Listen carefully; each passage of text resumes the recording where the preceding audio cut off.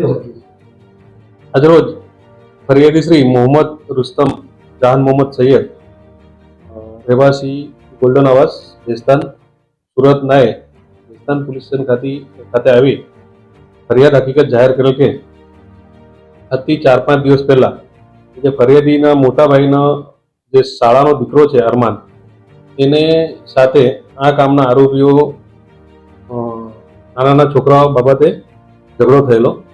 એ બાબતની અદાવત રાખી ગઈકાલે રાત્રિના લગભગ પોણા 12 વાગ્યાના સુમારે આ કામના આરોપીઓ છે શોભાન ઇસરાયલ શાહ, શાહિદ ઉર્ફે લંબુ શેખ, સાબિર મોઈસ શેખ, મોબીન ઉર્ફે ભૂરો મોઈસ શેખ તથા સમીર ગફાર શેખ એક સમ થઈ આ ફરિયાદીના જે દીકરા છે મરણ જનારને જીવલેણ હુમલો કરી તેનું મોત નિપજાવેલ છે. ઉપરાંત ફરિયાદીના જે અન્ય એક દીકરા છે એને પણ ઈજા પહોંચાડેલ છે. એ બાબતની ફરિયાદ આપતા ભેસ્તાન પોલીસ સ્ટેશનમાં એક મર્ડરનો ગુનો દાખલ કરવામાં આવેલ છે.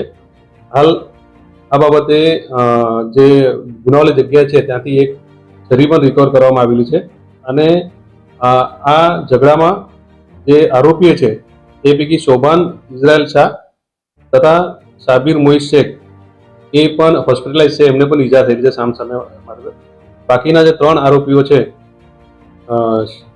સાબિર, શોભાન તથા સમીર એ લોકોને ભેસ્તાન પોલીસે તુરંત ડિટેન કરેલ છે અને એ લોકોની ધરપકડ કરવાની કાર્યવાહી ચાલુ છે અને વધુ પુરાવા ભેગા કરી એ લોકોને આવતીકાલે પોલીસ કસ્ટડીમાં તજવીજ કરવામાં આવનાર છે.